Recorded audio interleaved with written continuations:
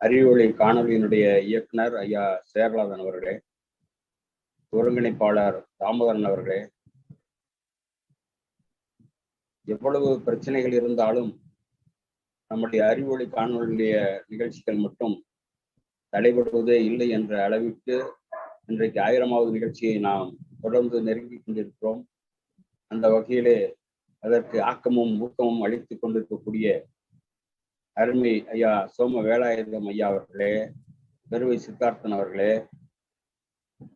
ஐயா மும்பை கணேசன் அவர்களே, நாள்தோறும் கலந்து கொண்டு கருத்துரையாற்றிக் கொண்டிருக்கக்கூடிய அயன்புரம் துரைராஜ் அவர்களே, ஐயா தங்க ராஜமாணிக்கனர் அவர்களே, எம்.ஆர். மாணிக்கம் ஐயா அவர்களே, பெரியார் செல்வன் அவர்களே,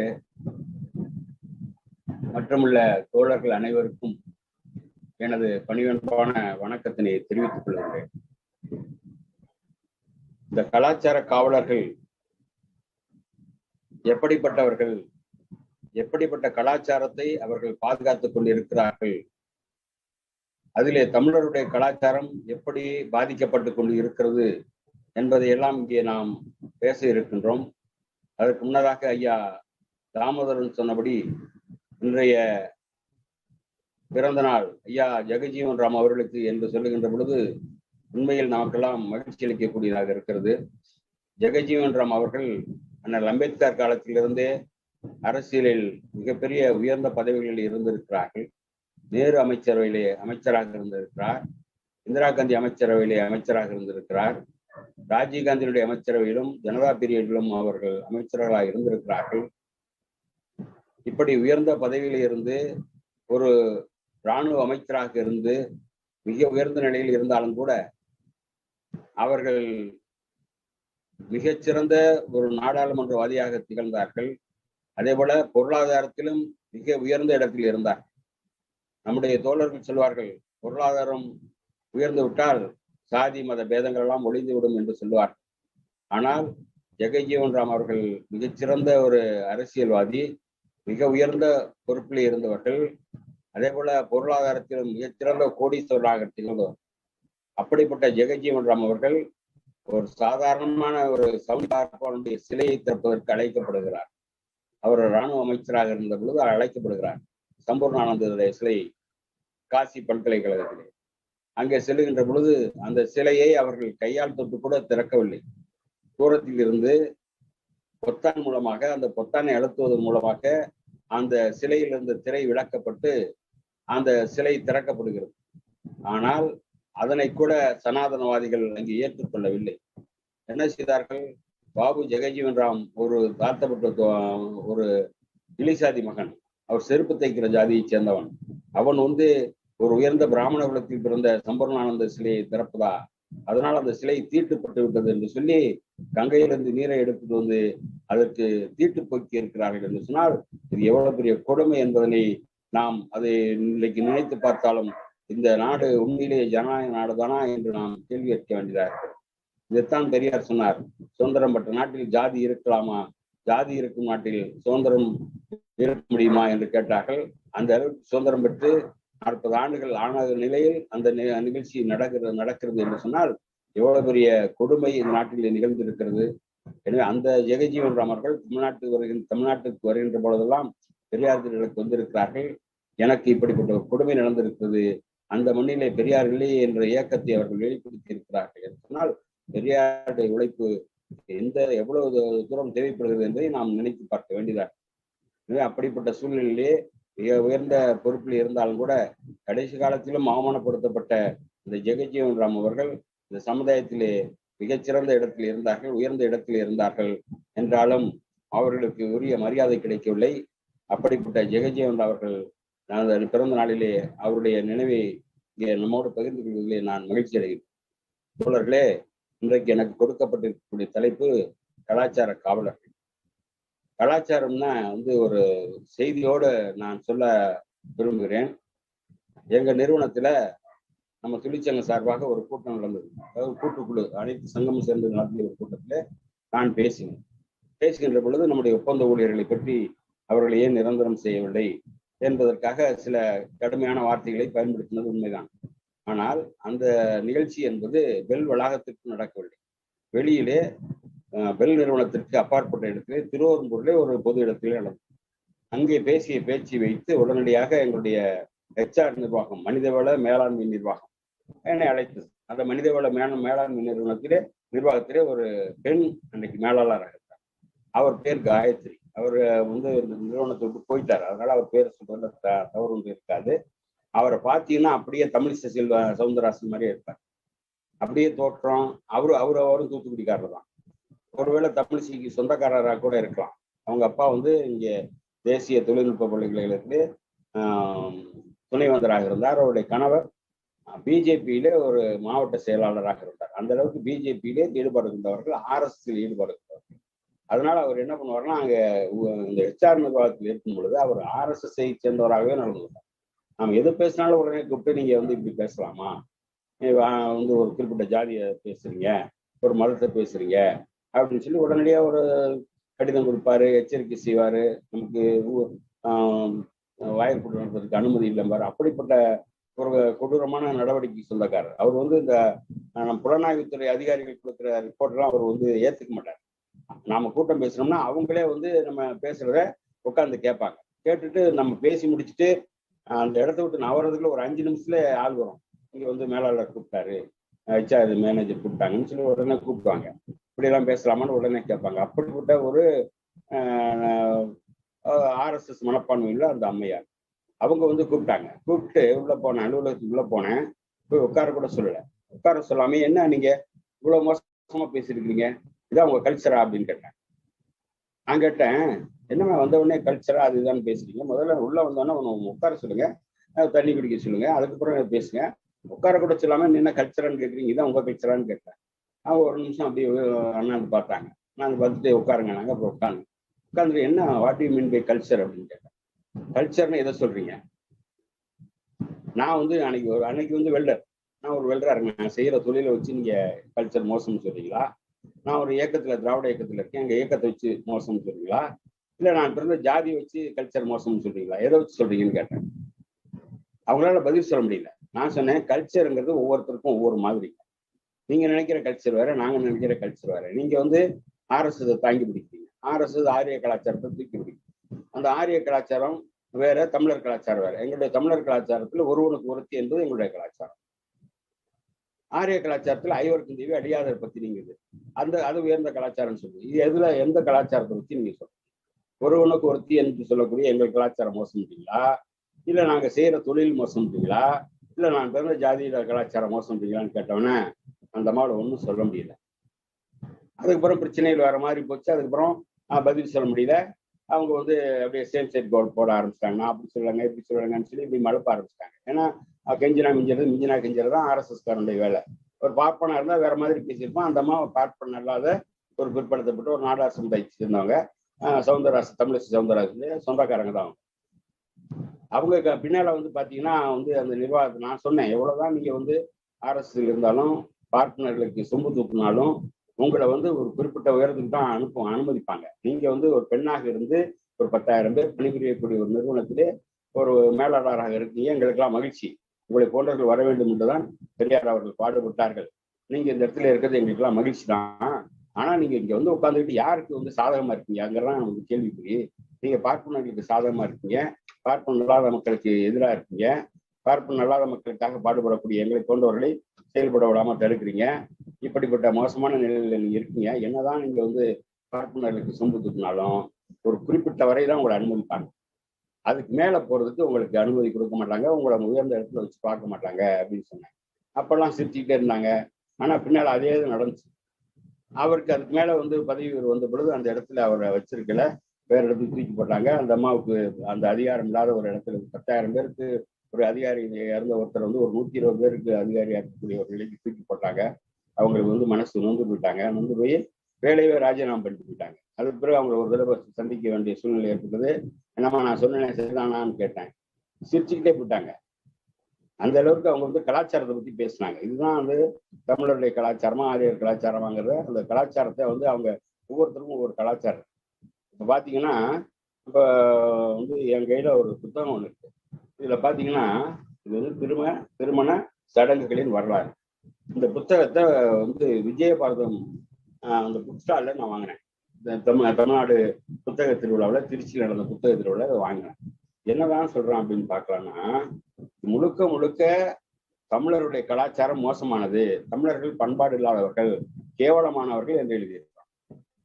என்ன எழுதியிருக்கிறான்னா, தமிழர்களுடைய திருமண முறை என்பது மோசமானது, ஒருவனுக்கு ஒருத்தி, அதாவது யாயும் யாயும் யாராகியரோ எந்தையும் முந்தையும் எம்மறை கீழர் அப்படின்னு சொல்லி அந்த பாடல் இருக்கு இல்லையா, அதன்படி ஒரு ஆணும் பெண்ணும் யார் யாரோ எங்கெங்கேயோ பிறந்தவங்க, உங்க அம்மா வேற எங்க அம்மா வேற, நீயும் யாரும் இதுக்கு முன்னே நம்ம பார்த்ததில்லை, இன்னைக்கு சந்திக்கிறோம் என்று சொல்லி ஒரு ஆணும் பெண்ணும் சந்தித்து கருத்தொருமித்து காதலாகி கடிமணம் புரிந்து கொள்கிறார்கள். திருமணத்திற்கு முன்பே அவர்கள் உறவு கொள்வதாக சொல்லி, அப்படி உறவு கொண்ட பிறகு அதுக்கு பிறகு பொண்ணு கெட்டு போனா பொண்ணு தரமாட்டேங்கிறான். அவன் கலாட்டா பண்ணி அந்த பொண்ணை திருமணம் செய்யறான். அதுக்கு தலைவனுக்கும் தலைவிக்கும் தூது போறாங்க, பெண் தோழியர்கள் தோழர்கள் தூது போறாங்க. இது மோசமான கலாச்சாரமா இருந்துச்சு அப்படின்னு எழுதுறான். மோசமான கலாச்சாரமா இருந்து இந்த கலாச்சாரத்தை மாத்தி அதுக்கு உதாரணம் சொல்றாம பாருங்க. அந்த திரைப்பட பாடல் வரும்ல, கல்யாணம்லாம் கட்டிக்கிட்டு ஓடி போலாமா, ஓடி போய் கல்யாணம்லாம் கட்டிக்கலாமா. திருமணத்துக்கு முன்னுமே கல்யாணம் பண்ணி முடிச்சுட்டு அப்புறமா திருமணம் செய்யறாங்க. இந்த மோசமான அந்த கலாச்சாரத்தை மாற்றியது பிராமணர்கள் என்று கொஞ்சம் எழுதுறான். எவ்வளவு அயோக்கியத்தனமான ஒண்ணு. இந்த காலத்திலயும் இப்படிப்பட்ட புத்தகத்தை எழுதியிருக்கான். இது புதுசு இல்லைன்னு நினைக்கிறேன். ஏன்னா புதுசு இல்லை. இது பத்தி இதே போல ஒரு புத்தகம் சென்னை பல்கலைக்கழகத்துல பாடநூலா வச்சிருக்காங்க. 1930களில் சென்னை பல்கலைக்கழகத்துல பாடநூலா வச்சிருக்காங்க. அப்போ இதே கருத்து ஒரு பார்ப்பான், ராகவ ஐயங்கார் என்கின்ற ஒரு பார்ப்பான் எழுதியிருக்கிறான். எழுதி என்ன சொல்றான்னா, அது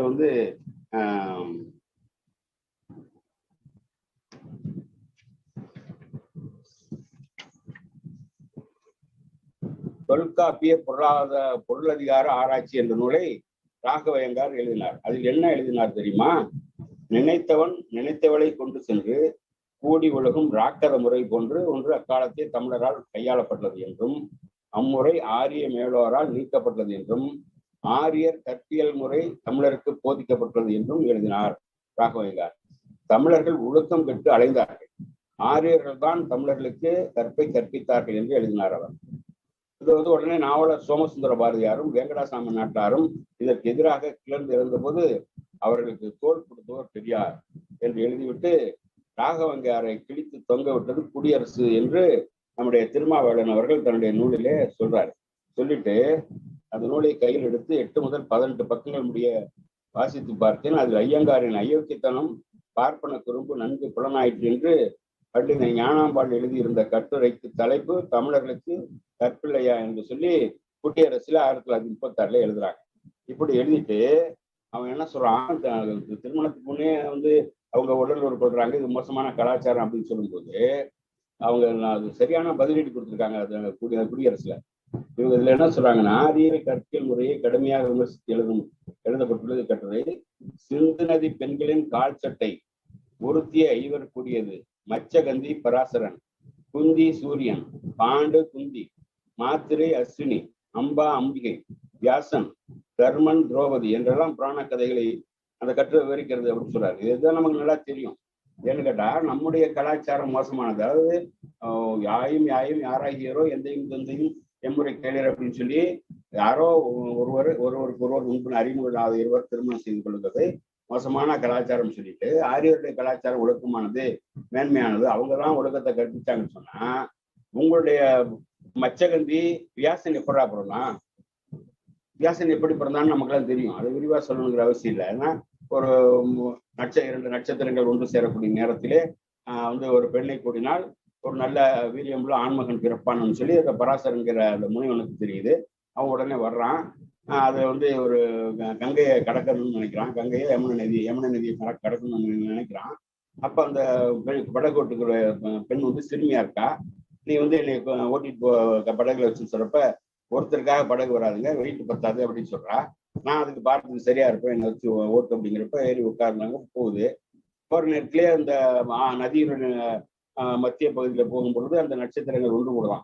ஒன்று கட்டுகின்ற பொழுது இவன் சொல்றானா, இப்ப இந்த நேரத்துல நான் ஒரு பெண்ணை கூடனா ஒரு நல்ல வீரியமுள்ள ஒரு அறிவுள்ள ஒரு குழந்தை பிறக்கும், அதுக்கு நீ ஒத்துழைக்கிறியான்னு கேட்கறான். யார்கிட்ட கேட்கறான் பாருங்க, ஒரு சின்ன பொண்ணு, வயசு கூட வரல, அந்த பொண்ணுகிட்ட, அது படகு ஓட்டுற பொண்ணுகிட்ட மீன் வாடை அடிக்குது. அந்த பொண்ணுகிட்ட வந்து கேட்கறப்ப அந்த பொண்ணு சொல்றா, ஐயா என்னங்க நீங்க இப்படி சொல்றீங்க, பட்டப்பகல்ல இப்படி வந்து இந்த நேரத்துல நீங்க கேட்குறீங்க, நான் வயசுக்கு வரல அப்படிங்க. அது ஒன்றும் பிரச்சனை இல்லைன்னு சொல்லி உடனே வயசுக்கு வர வைக்கிறான். என் மேல மீன் வாடை வருதுன்னா உடனே பரிமள வாசம் வர வைக்கிறான். அதனால மச்சகந்தி பரிமளகந்தி ஆயிடுறான். உடனே இந்த படகு மேல இருந்தா படகு கவுந்துடணும்னா உடனே நான் அந்த நதியில வந்து திட்டம் உண்டாக்கி திட்டு மேல கூடுறாங்க. அப்போ வந்து பகலா இருக்குன்னு சொல்றப்ப சூரியன் மகம் மறைஞ்சு போச்சு சொல்றான். அந்த நேரத்துல அந்த மச்சகந்தியும் பராசரனும் உண்டு விடுறாங்க. உடனே அந்த கமலம் தண்டத்தோடு வியாசர் பிறந்தாருன்னு எழுதியிருக்கேன். இது எவ்வளவு ரயோக்கித்தனமானது! இது வந்து கற்பியலா? தமிழருடைய கலாச்சாரமா? இது ஆரியருடைய கலாச்சாரம். இவ்வளவு பெரிய மோசமான கலாச்சாரத்தை வச்சுக்கிட்டு எங்களுடைய கலாச்சாரத்தை மோசம் எப்படி சொல்றீங்க? அப்புறம் குந்தி தேவியை பத்தி சொல்றீங்கல்ல, குந்தி தேவி எப்படி வந்து கர்ணனை பெற்றெடுத்தா? வயசுக்கு வர்றதுக்கு முன்னதானே? அவ வயசுக்கே வரல, திருமணமே ஆகல. வயசுக்கு வர்றதுக்கு முன்ன ஒரு முனிவர்கிட்ட வந்து இப்ப பணிப்பெண்ணா இருக்கா. அவர் சொல்ற மந்திரத்தை சொன்னா எந்த தேவர்கள் வருவாங்கன்னு சொல்லி அவருக்கு அந்த மந்திரத்தை சொல்லி தர்றாரு. உடனே அந்த மந்திரத்தை சோதனை பண்ணி பாக்குறதுக்கா மந்திரத்தை சொல்றா. சூரியனை நினைச்சு சொல்றா. சூரியன் அங்கிருந்து வர்றான்.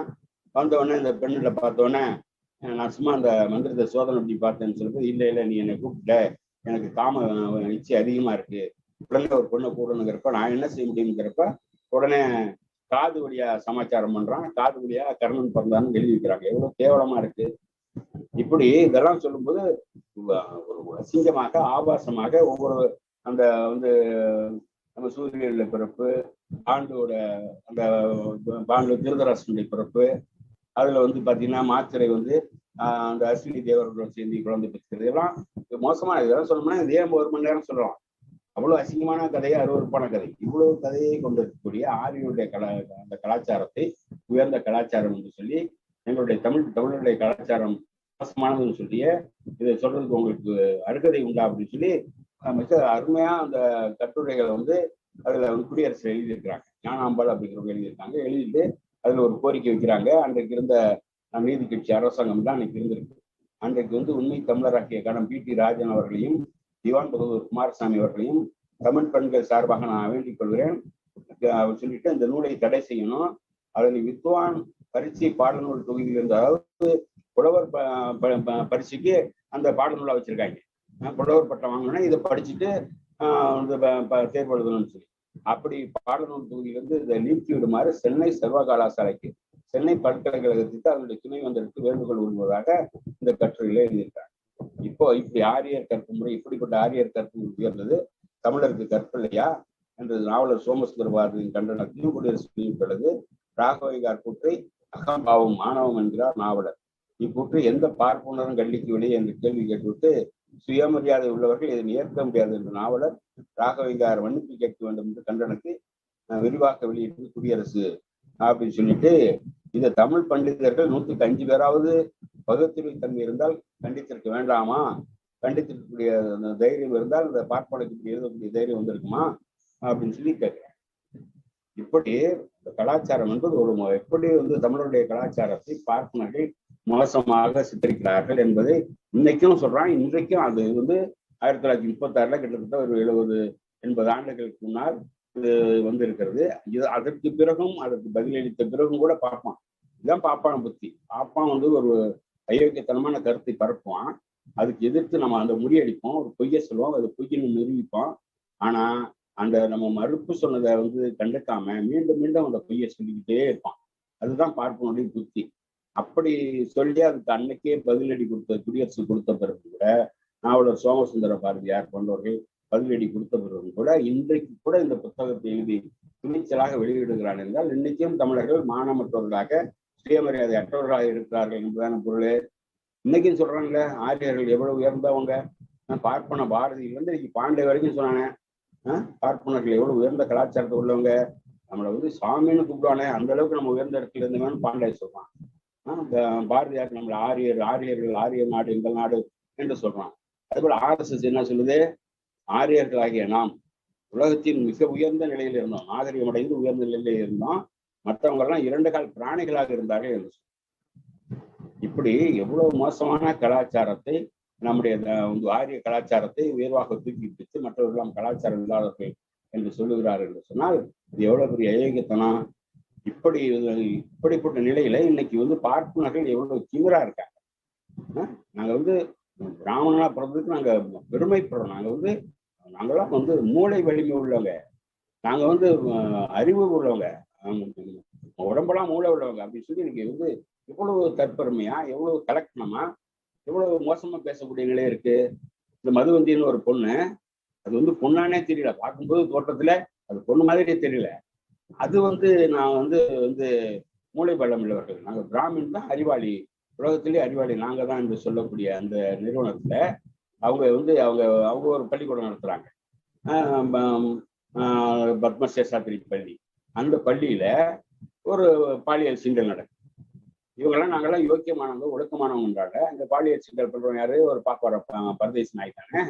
அந்த பார்ப்பன பரதேசி சின்ன சின்ன பிள்ளைங்க, பள்ளின்னா ஒரு 12ஆம் வகுப்பு படிக்கக்கூடிய பிள்ளைகள்லாம் 15 வயசு 16 வயசு அந்த பிள்ளைகள் தானே இங்க படிக்கும். அது கீழே உள்ள பிள்ளைகள் தானே படிக்கும்.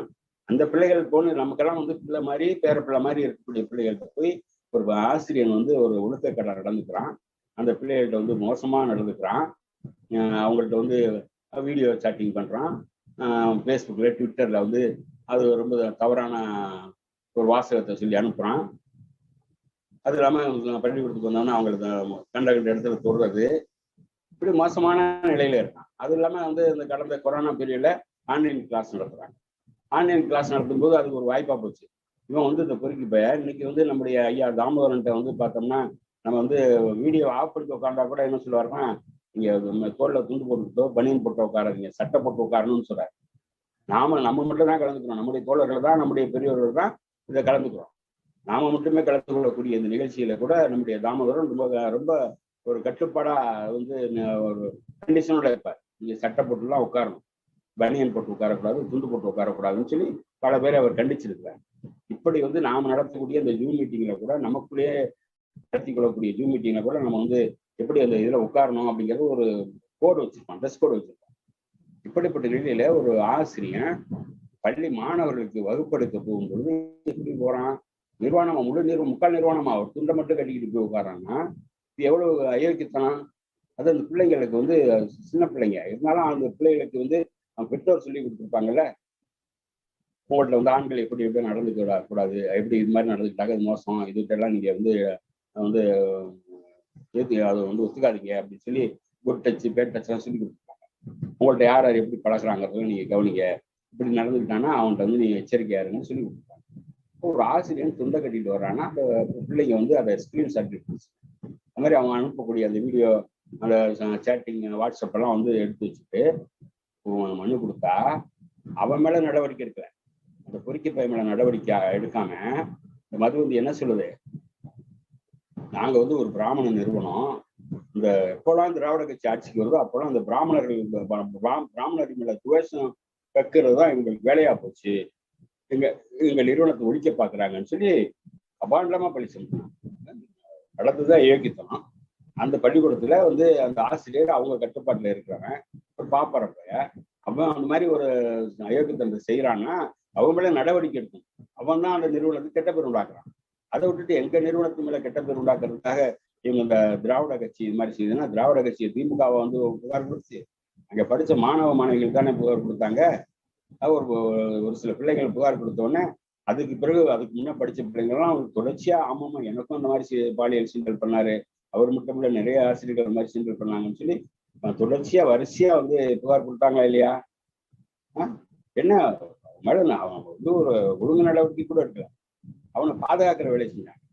அதுக்கப்புறம் என்ன சொல்றான், அவனை கைது பண்ணியாச்சு. கைது பண்ண பிறகு சுப்பிரமணிய சாமி என்ன வர்றாரு, சுப்பிரமணிய சாமி வந்து இங்க வந்து பத்மசேஷாத்திரி பள்ளிங்கிறது மிக பாரம்பரியமான பள்ளி, அந்த பள்ளி மீது நடவடிக்கை எடுத்தீங்கன்னா அவங்க ஆட்சியே நான் கவனிச்சுக்குவாங்க. எவ்வளவு அயோக்கியத்தனம்.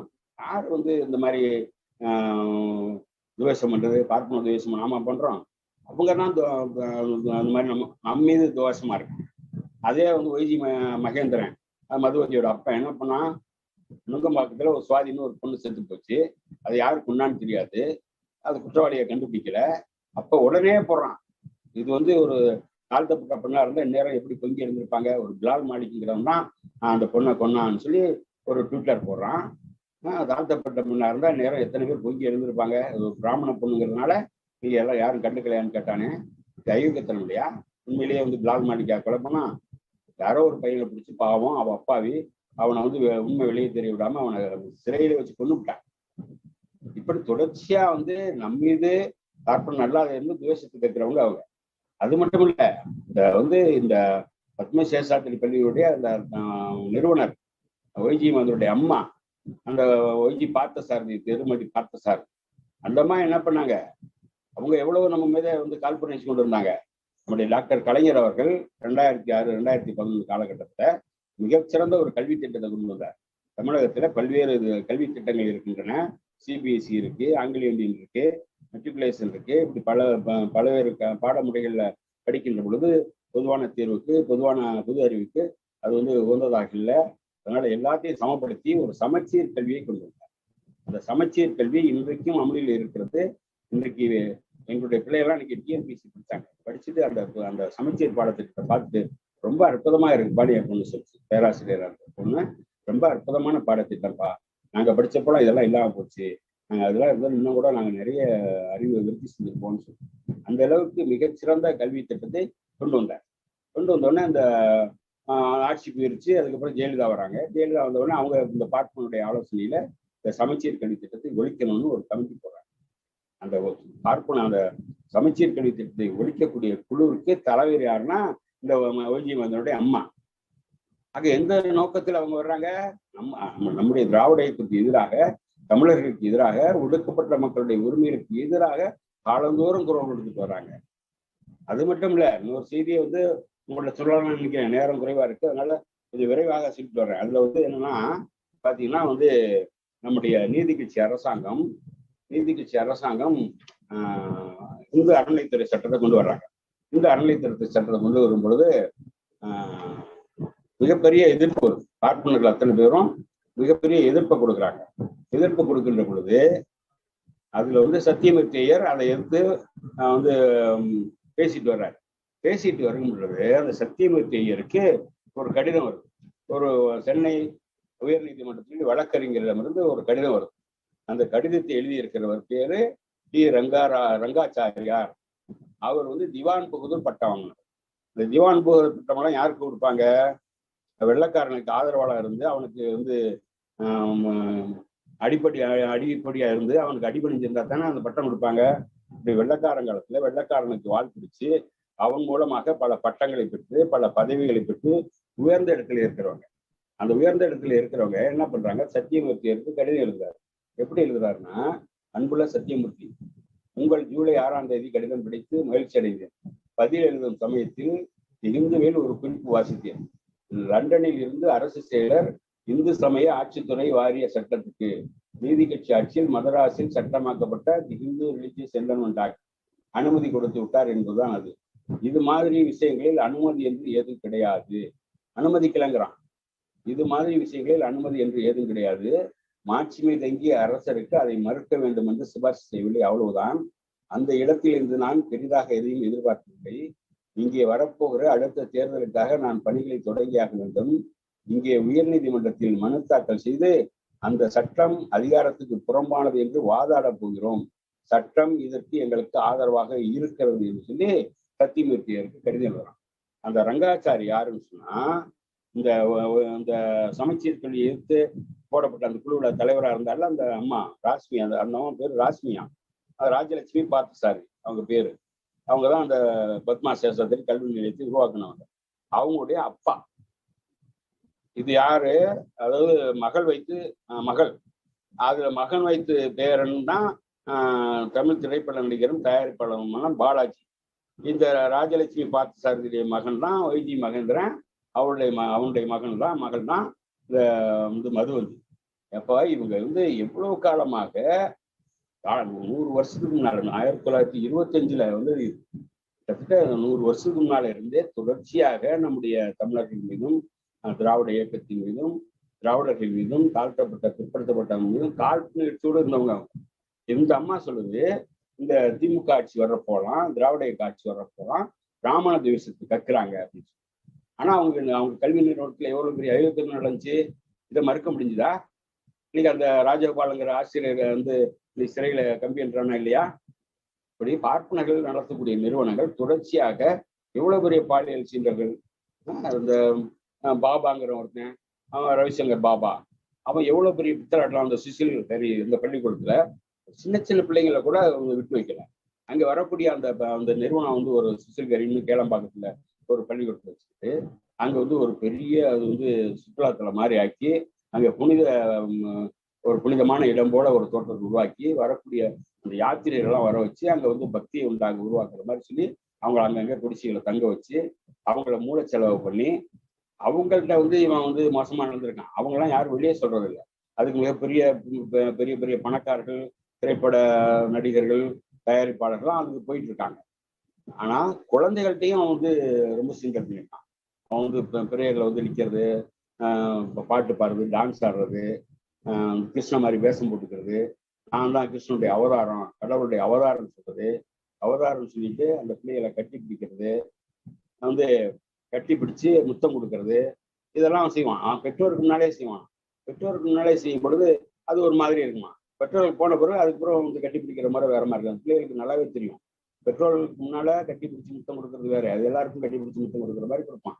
ஆனா பெற்றோர்களுக்கு போன பிறகு அவனுக்கு பிடிச்ச பிள்ளைகள்லாம் வர சொல்லி அறைக்கு வர சொல்லி அவர்களை கட்டி பிடிக்கிறது, உதட்டோட உதடு முத்தம் கொடுக்கறது, மடியில படுத்துக்கிறது, அந்தரங்க உறுப்புகளை தொடுறது, அப்புறம் வந்து வெளியில கூட்டிட்டு போறது, டேட்டிங் சொல்லி அதுக்கெல்லாம் கூட்டிட்டு போய் பிள்ளைகளை பாலியல் சீண்டல் பண்ணியிருக்கான். எவ்வளவு பெரிய அயோக்கியத்தனம் இது வந்து ரொம்ப நாளா வெளியே தெரியாம இருந்திருக்கு. அது தெரியாம இருந்த அந்த நிகழ்ச்சியில அது வந்து கொஞ்சம் கொஞ்சமா வெளியே வந்து பிள்ளைகள் வந்து அதுக்கப்புறம் வந்து இதுக்கு குரல் கொடுக்குறாங்க. அதுக்கும் வந்து இந்த பார்ப்பனர்கள் வந்து எவ்வளவு பெரிய சப்ப கட்டு கட்டினா. அந்த ரவிசங்கர் பாபாவுக்கு யாரு வந்து துணையா இருந்தான்னு தெரியுதா? எல்லாத்துக்கும் தெரியும். அவன் கேபி ராகவன் ஒரு பாப்பா இருப்பேன். அவன் எவ்வளவு பெரிய ஐயா பொறுக்கி பார்த்தீங்களா? தன்னுடைய கட்சியில இருக்கக்கூடிய ஒரு மகளிர் அணியை சேர்ந்த ஒரு பெண்மணியிடம் வீடியோ காலில் பேசுறான். வீடியோ காலில் பேசும்போது கேவலமான முறையில நிர்வாணமாக இருந்துக்கிட்டு அந்த எதிரணியில் இருக்கக்கூடிய அந்த பெண்ணை வந்து நீ அதை காட்டு, இதை காட்டு, மேலே காட்டு, கீழே காட்டுன்னு சொல்லி ஒரு பூஜை ஏரியில உட்காந்துட்டு எவ்வளவு பெரிய பஜனை பண்ணான். இந்த அயோக்கியத்தனம்ல இதை கூட ஒரு அதாவது அதையும் ஒருத்தன் வக்காலத்து வாங்குற மாதிரி சீனிவாசங்கிற ஒரு சூத்திரப்பைய எதிர்மனையில பேசுனது ஒரு பெண்ணாக கூட இருந்திருக்கலாம்ல. நான் இப்ப உனக்கெல்லாம் வெக்கமே இருக்காதா? என்ன எதுக்கு பிஜேபியில இருக்க? ஒரு கேடி ராகவன் ஒரு பூஜை ஏரியில உட்காந்துக்கிட்டு ஒரு யாரும் செய்யக்கூடாத ஒரு காரியத்தை செய்யறான், அசிங்கமான முறையில நடந்துக்கிறான். அதை வந்து வக்காலத்தை வாங்கிட்டு எதிர்முனையில பேசுறது ஒரு ஆணாக கூட இருக்கான்னா எவ்வளவு பெரிய கேவலம். ஆணுகிட்ட பேசும்போதே அவன் அவ்வளவு ஒரு காம இச்சைக்கு ஆட்பட்டு அப்படிப்பட்ட காரியம் செய்யறான்னா அவன் எப்படிப்பட்டவனா இருப்பான்? இதான் உங்க கலாச்சாரமா? தொடர்ச்சியாக எத்தனை கலாச்சார சீர்வழிகள் இப்படி வந்து கோவையில அந்த சின்மய பள்ளியில ஒரு பெண்ணுகிட்ட வந்து ஒரு ஆசிரியன், இதெல்லாம் வந்து நாங்க பாரத பண்பாட்டை காப்பாற்றுறதுக்காக இருக்கிறோம். நாங்கெல்லாம் பிராமணர்கள், நாங்கெல்லாம் வந்து ஆரிய கலாச்சாரத்தை உயர்வாக கொண்டு வரோம், சமஸ்கிருதத்தை தூக்கி பிடிக்கிறோம், ராமாயணம், மகாபாரத, வேதங்கள், இதிகாசங்கள் இதையெல்லாம் நாங்க வந்து காப்பாத்துறோம். நான் எங்களுடைய இந்த கலாச்சாரத்துல அந்த இந்தியாவுடைய இதே இருக்கு, பெருமையே இருக்குன்னு சொல்லி சொல்லக்கூடிய நிறுவனங்கள் இதெல்லாம். இந்த சின்மியை பள்ளியில ஒரு பொண்ணுக்கு ஒரு ஆசிரியர் வந்து பாலியல் சீண்டல் பண்றான். அதனால அந்த பொண்ணு வந்து தூக்குமாட்டி செத்து போகுது. எவ்வளவு பெரிய கொடுமைகள் இதெல்லாம் வந்து நம்ம இப்படிப்பட்ட கலாச்சாரத்தை கொண்டவர்கள் நம்முடைய தமிழர் கலாச்சாரத்தை கேவலமாக பேசுகிறார்கள் என்றால் எவ்வளவு அயோக்கியத்தனமானது. இதைத்தான் நம்ம சிந்திச்சு பார்க்க வேண்டியிருக்கு. இவ்வளவு பெரிய அயோக்கியத்தனமான அந்த காரியத்தை செய்து கொண்டிருக்கக்கூடிய இந்த பார்ப்பனர்கள், பார்ப்பன ஊடகங்கள் அல்லது பார்ப்பன அந்த வேறு அதிகாரத்தில் இருக்கக்கூடியவர்கள் இன்னைக்கு வந்து கலாச்சார சேத்திர நிறுவனத்தில் நடக்கக்கூடிய நிகழ்ச்சியில எப்படி நடவடிக்கை எடுக்கிறாங்க, எப்படிப்பட்ட நிலையில இருக்காங்க. என்னங்க கலாச்சாரத்துறாங்கிறது இன்னைக்கு வந்து உலகம் பூராவும் புகழ்பெற்ற நிறுவனம். அது 1936 ருக்மணி அருண்கேல், ருக்மணிங்கிறவங்க பார்ப்பனருக்கு பிறந்தவங்க. அவங்க அம்மா வந்து ஒரு தேவதாசி பெண், ஒரு பார்ப்பனர் திருமணம் செஞ்சுக்கிறாரு. அதுக்கப்புறம் இந்த அம்மா வந்து ஒரு வெள்ளைக்காரன் அருண்கேல்கிறவரை திருமணம் செஞ்சுக்குது. அன்னைக்கு வந்து அந்த அன்னிபெசன்ட் அம்மையாருடைய அந்த தியாசபிகல் சொசைட்டி மூலமாக அந்த இடத்தை பிடிச்சி கலாச்சாரத்துறாங்கிற அந்த நிறுவனத்தை உருவாக்கி இன்னைக்கு பல நூற்றுக்கணக்கான ஏக்கர் நிலம் அங்கே இருக்குன்னு சொல்றாங்க. நாங்கள் நம்ம பார்த்துல சென்னையில் இருக்குங்களுக்கு தெரிஞ்சிருக்கோம். இன்னைக்கு பல கோடி ரூபாய் மதிப்புள்ள ஒரு நிறுவனமாக அது இருக்கு.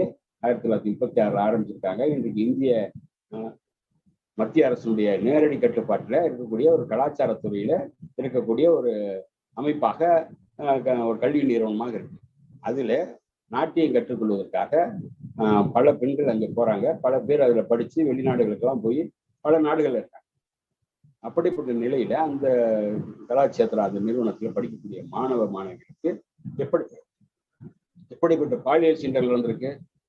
இங்க இருக்கக்கூடிய பொறுக்கி பசங்க, அந்த பசங்கெல்லாம் பாருங்க, அவங்க எல்லாம் வந்து ரொம்ப அப்படியே பார்க்கும்போதே பாத்தீங்கன்னா அப்படியே இந்த பூனையும் பால் குடிக்குமா அப்படிங்கிற மாதிரி அப்படியே ரொம்ப பவ்யமா இருக்காங்க. அவங்க தோற்றமே பாத்தீங்கன்னா ரொம்ப அப்படியே வெளியேறணும், அப்படியே அப்பாவித்தனமா, மீச கூட இல்லாம. பேர் நம்பர் ஹரிபத்மனா, சஞ்சித் லாலு, சாய் கிருஷ்ணன், ஸ்ரீநாத், இந்த 4 பொறுக்கி போயிடுவா அங்க இருந்துக்கிட்டு அந்த பிள்ளைகள்கிட்ட எவ்வளவு சீண்டல் பண்ணியிருக்காங்க. சீண்டல் பண்ணி இதுல வந்து வெளியே வந்த நிகழ்ச்சி வந்து பாத்தீங்கன்னா பல ஆண்டு காலமா நடந்துட்டு இருக்கு. 2008 இருந்து நடக்குதுங்கிறாங்க. அது வெளியே வரவே இல்லை. இந்த ஹரிபத்மன் அன்னைக்கு பல ஆண்டுகளுக்கு முன்னாடி அங்க வந்து போயிருக்கான். அப்ப இருந்து அந்த வேலையை செஞ்சுட்டு இருக்கான். அதெல்லாம் வெளியே வரலாம்னா அந்த மாணவர்கள் மாணவிகள் வந்து பயந்துக்கிட்டு வெளியே சொன்னா நமக்கு வந்து இன்டர்னல் மார்க் போயிடும், நம்ம வந்து சர்டிஃபிகேட் வாங்க முடியாது, டிகிரி வாங்க முடியாது அப்படிங்கிற பயத்திலேயே அப்படியே சொல்லாமே இருந்திருக்காங்க. இப்போ வந்து முன்னாள் இயக்குனர் ஒருத்தவங்க ஒரு செய்தி போடுறாங்க ஃபேஸ்புக்ல. ஒரு மாணவி வந்து இந்த கலாச்சாரத்தோட படிக்கக்கூடிய மாணவி வந்து பிரெக்னன்ட் ஆயிட்டாங்க, அபார்ஷன் ஆயிட்டாங்க அப்படின்னு சொல்லி அந்த மாணவியோட பேரோட வந்து போட்டாங்க. அதான் நம்ம பண்ண தப்பு. ஒரு மாணவிக்கு நடந்திருக்கு, இந்த நிறுவனத்துல எப்படி இருக்கு, நடவடிக்கை எடுக்குன்னு சொல்லியிருந்தா நிறுவனத்தோட முடிஞ்சிருக்கும். எந்த ஒரு இதுலையும் வந்து பார்த்தீங்கன்னா அந்த பெண்களுடைய பேரை வெளியே கொண்டு வரக்கூடாது. ஒரு காவல்துறையா இருக்கட்டும், இது நீதிமன்றமாக இருக்கட்டும், எதுலையும் வந்து இது மாதிரி வன்கொடுமை பாலியல் வன்கொடுமைக்கு ஆளாகக்கூடிய பெண்களுடைய பேரை வெளியே கொண்டு வரக்கூடாது. ஆனா அந்த அம்மா பண்ண தப்பு, அந்த பெண்ணுடைய பேரை போட்டு அதை வெளியிட்டாங்க. வெளியிட்ட உடனே என்னாச்சு, அந்த பெண்ணை கூப்பிட்டு எல்லாரும் மிரட்டுறாங்க. அந்த பெண் வந்து உடனே போய் காவல்துறையில வந்து இந்த ட்விட்டர் இந்த ஃபேஸ்புக் பார்த்தோன்னே தேசிய மகளிர் ஆணையம் இங்க வந்து தமிழ்நாடு டிஜிபிக்கு வந்து செய்தி அனுப்புறாங்க, இந்த மாதிரி ஒரு தகவல் வந்திருக்கு, நடவடிக்கை எடுங்கன்னு சொல்லி. ஆனா அதுக்கிடையில இந்த பெண் வந்து என்ன பண்ணிச்சு, போய் அந்த காவல்துறையில போய் அந்த பெண் நான் தான், எனக்கு அது மாதிரி ஒரு நிகழ்ச்சி நடக்கல, அதை வந்து புகாரை வந்து நீங்க இப்ப எடுத்துக்காதீங்கன்னு சொன்னோன்னே இது உடனே அந்த முன்னாள் இயக்குனருக்கும் அந்த செய்தி போகுது. அதை உடனே டெலீட் பண்ணிடுறாங்க. ஆனா நடந்தது உண்மை.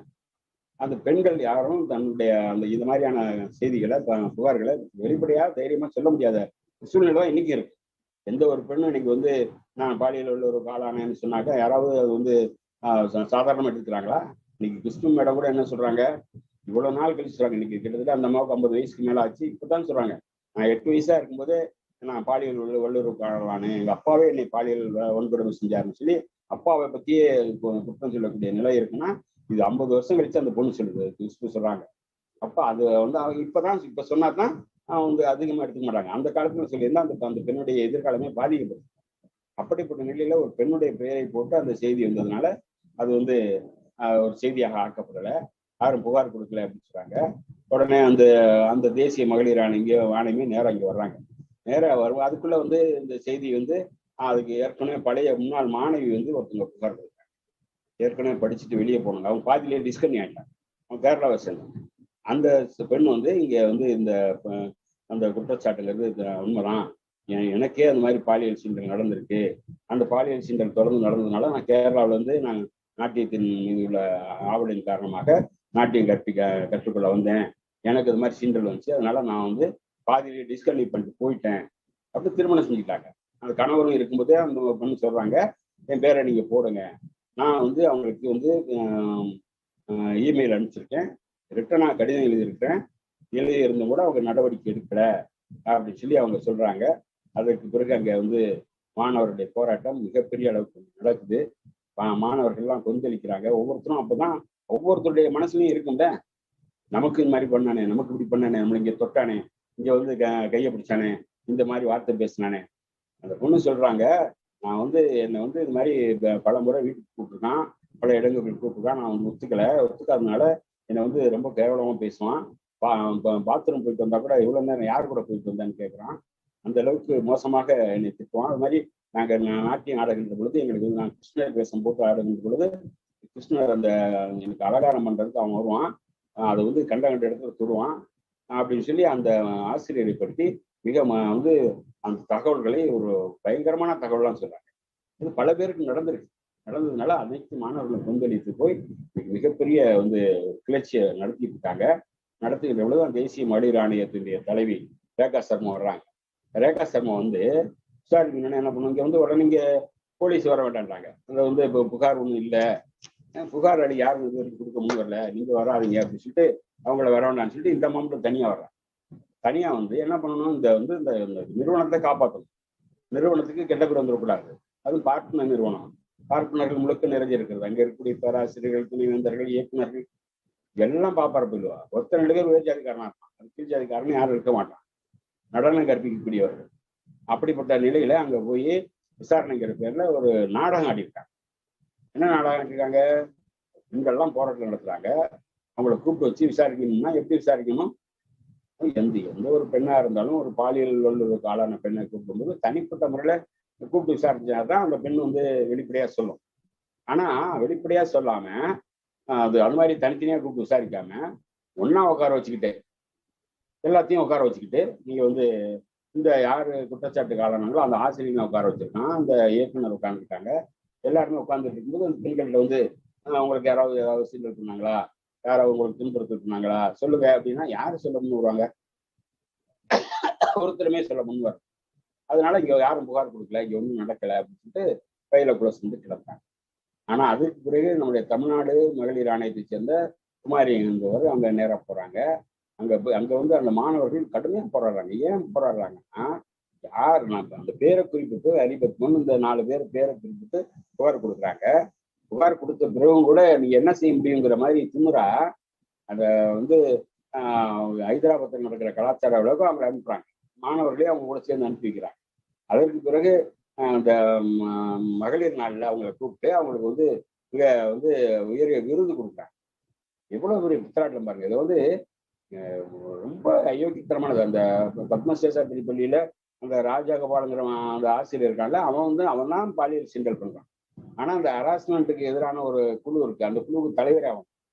நல்ல சிப்புக்கு நிறைய காவல் வைக்குதுன்னு பெரியார் சொல்லுவார்கள். அந்த மாதிரி அந்த பாலியல் சீண்டல் நடக்கிறவங்களுக்கு வந்து அந்த எதிராக இந்த புகார் வந்துச்சுன்னா அந்த புகாரை விசாரிக்கிற குழுவுல அவனை தலைவராக போட்டிருக்கான். எவன் பாலியல் சீண்டல் பண்ணாலும் அவனே அதுக்கு தலைவராக. அது மாதிரி இங்க வந்து இந்த பெண்களை உட்கார வச்சுக்கிட்டு அந்த யார் மேல புகார் கொடுத்தாங்களோ அந்த ஆசிரியரை உட்கார வச்சுக்கிட்டு அந்த இயக்குநர்லாம் உட்கார வச்சுட்டு ஒரு அறையில வந்து கேள்வி கேட்டாங்கன்னா யாரு பதில் சொல்லுவாங்க, யாரும் பதில் சொல்லல. அதனால ஒண்ணும் இல்லை, யாரும் அந்த மாதிரி கொடுமைக்கு ஆளாகலைன்னு சொல்லிட்டு அந்த மாதிரி பயில க்ளோஸ். ஆனா அதுக்கு பிறகு நம்முடைய தமிழ்நாடு மாநில மகளிர் ஆணையத்தினுடைய தலைவர் குமாரி அவர்கள் போறாங்க, தனித்தனியா கூப்பிட்டு விசாரிக்கிறாங்க ஒரு பெண்ணையும். அப்பதான் பல உண்மைகள் வருது. ஒவ்வொருடைய ஸ்டேட்மெண்ட்டையும் வாங்கிக்கிறாங்க, அவருடைய புகார்களை வாங்கிக்கிறாங்க. வாங்கிக்கிட்டு அந்த பெண்கள் போராடிக்கிட்டு இருக்காங்க. அந்த போராடிக்கிட்டு இருக்கிற நிலையில அந்த இயக்குனர் அவங்க வந்து வர்றாங்க. அப்போ வந்து வி வாண்ட் ஜஸ்டிஸ் அவங்க குரல் எழுப்புறாங்க. அப்போ வந்து அந்த அம்மா என்ன பண்றாங்க, பதில் சொல்ல முடியாம அப்படியே மயக்கம் படமும் நடிக்கிறாங்க. நம்ம வீடியோல பாக்குறோம், அது பார்த்தாலே தெரியுது நல்லா நடிப்புன்ட்டு. உடனே 4 பேர் நிக்கிற இடத்துல அப்படி சாயிற மாதிரி செய்யறாங்க. பின்னால கீழே விழுவாம பிடிச்சிக்கலாம். அப்படி வந்து ஏற்கனவே சொல்லி வச்சுட்டு நடிச்சிருப்பாங்க, நான் கீழே ஒரு மாதிரி விழுவுறோம் பிடிச்சிக்கல் சிரிட்டு விழுந்தாங்கன்னு தெரியல. அப்படி வந்து நடிப்பு நடிகர் திலகம் அந்த மாதிரி இருப்பாங்க போட்டுருக்கு. இப்படிப்பட்ட நிலையை அங்க வந்து குமாரி அவர்கள் வந்து இண்டிவிஜுவலா ஒவ்வொரு பெண்ணுகிட்டையும் ஒவ்வொரு அந்த இங்க படிக்கக்கூடிய மாணவிகிட்டையும் தனித்தனியா விசாரிச்சு அவங்க கொடுத்த புகார் எல்லாம் எடுத்துட்டு வர்றாங்க. அப்போ வந்து அந்த போராட்டம் நடந்துகிட்டு இருக்கும்போதே இயக்குனர் என்ன பண்றாங்க, இந்த ரேவதி ராமச்சந்திரன் அந்த பேர் அவங்க வந்து என்ன பண்றாங்க, அந்த கல்லூரிக்கு லீவ் விடுறாங்க. இந்த மாணவிகளை என்ன பண்றாங்க, திடீர்னு லீவ் விட்டா நாங்க எங்க போவோம், ஹாஸ்டல்ல எல்லாரும் ஹாஸ்டல்ல தங்கிருக்கோம், ஹாஸ்டல் விட்டு வெளியே போனா நாங்க இங்கே போறது, அடுத்த வாரம் வந்து செமஸ்டர் எக்ஸாம் இருக்கு, நாங்க எப்படி வந்து படிக்கிறது அப்படின்னு சொல்லி கேட்குறாங்க. ஆனா வந்து இந்த அதையும் மீறி அவங்க நான் போராடுவோம், நீங்க லீவ் விட்டாலும் நாங்க போராடுவோம்னு போராடிட்டு இருக்கும்போதுதான் அம்மா குமாரி அம்மா போறாங்க, வந்து விசாரிக்கிறாங்க. அதே நேரத்துல சட்டசபையில விடுதலை சிறுத்தை கட்சியை சேர்ந்த பாலாஜி அவர்கள் கேள்வி எழுப்புகிறார். இங்க கலாச்சார நிறுவனத்துல எவ்வளவு பெரிய வன்கொடுமை நடந்து கொண்டிருக்கிறது, இதுல வந்து தமிழக அரசு என்ன செய்ய போகிறதுன்னு சொல்ல போது இன்னைக்கு வந்து தமிழக முதலமைச்சர் முத்துவேல் கருணாநிதி ஸ்டாலின் அவர்கள் கண்டிப்பாக நடவடிக்கை எடுப்போம் என்று சொல்லி இருக்கிறார்கள். அதே போல வந்து பாத்தீங்கன்னா நடவடிக்கை எடுப்பதற்கான அனைத்து வேலைகளையும் செய்து கொண்டிருக்கிறார். அந்த 4 பேரை கைது பண்ணியிருக்காங்க. அதுல இன்னைக்கு வந்து அவன் வந்து ஹரி பத்மநாபனா அவன் சொல்லியிருக்கான், ஆமா நான் பாலியல் சீண்டல் செய்தது உண்மைதான் என்று குற்றவாளியை ஒத்துக்கிட்டு இருக்கான். இப்படி ஒத்துக்கிட்டு இருக்கிற நிலையில இன்னைக்கு மறுபடியும் என்ன பண்றாங்க, நேற்றுக்கு ஒரு புதிய ஒரு கமிட்டியை நியமிக்கிறாங்க. ஆசிரியராக தான் இன்னைக்கு வந்து கண்டன அறிக்கை எழுதியிருக்கிறார். கலாச்சார மாணவிகள் மீது பாலியல் வன்முறை குற்றஞ்சாட்டப்பட்டவர்கள் கைதாகும் நிலையில் கலாச்சார நிறுவனத்தை நடத்தும் அமைப்பே தனி விசாரணை குழுவை அமைப்பதா மாநிலத்தில் சட்டம் ஒழுங்கு காப்பாற்றும் நடவடிக்கைகளில் இது குறிப்பிடுவதாகாதா? குற்றவாளிகளை தப்பிக்க உதவிட உபயமா? தமிழ்நாடு அரசு இதில் தனி கவனம் செலுத்த வேண்டும் என்று சொல்லி தமிழர் தலைவர் ஆசிரியர் அவர்கள் அறிக்கை விடுத்திருக்காங்க. இந்த அந்த விசாரணை ஆணையத்தினுடைய தலைவராக வந்து யாரை போட்டாங்கன்னா ஒரு RSS காரனை போட்டிருக்காங்க. RSS காரன் யாருன்னா ஐயா அறிவுக்கரசு இன்னைக்கு பேஸ்புக்ல ஒன்று போட்டிருக்காரு. கடலூர்ல ஒரு 80களில் 90கள் நினைக்கிறேன் ஒரு பட்டிமன்றம் நடந்தான். பட்டிமன்றம் நடக்கிறது எதுக்குன்னா ஆபாசத்தில் இந்தியன் இருக்குது ராமாயணமா மகாபாரதம்னு பட்டிமன்றம். ஐயா கூட வந்து அப்ப வந்து துணை ஆட்சியராக இருக்காங்க. அந்த நிலையில அங்க நம்முடைய தோழர்கள் பேசியிருக்காங்க. அதை எதிர்த்து வந்து பிஜேபிக்காரன் வெளியில வந்து கலாட்டா பண்ணியிருக்காங்க ஒரு 4 பேர். அங்க வந்து ஐயா அறிவுக்கரசு போயிருக்காங்க. போனோடனே அவங்கள்ட்ட வந்து நடத்தக்கூடாதுன்னு சொல்லும்போது நானும் வந்து துணை ஆட்சியர் தான், உங்க சூப்பரண்ட் வர சொல்லுன்னு சொல்லி சொன்னோடனே சூப்பரண்ட் வந்தாங்க. போலீஸ் வந்தோடனே பயந்து எதிர்த்து ஓடி போயிட்டாங்களாம். அதுல ஒருத்தன் தான் இந்த அப்ப வழக்கறிஞராக இருந்தோன்னா அந்த கண்ணங்கிறவன். அவன் வந்து இங்க வழக்கறிஞராக இருந்து நீதியாக முடியாம இங்க சென்னை உயர் நீதிமன்றத்துக்கு நீதியாக நியமிக்க வருகின்ற பொழுது அங்கே எதிர்ப்பு வந்ததுனால குஜராத்தில் கொண்டு போட்டுருக்காங்க. இன்னைக்கு வந்து அங்க இருந்து ஓய்வு பெற்றுட்டு இங்க வந்து அந்த நீதி இந்த விசாரணை ஆணையத்துக்கு தலைவர் ஆகுறான்னா இந்த விசாரணை எப்படி இருக்கும்?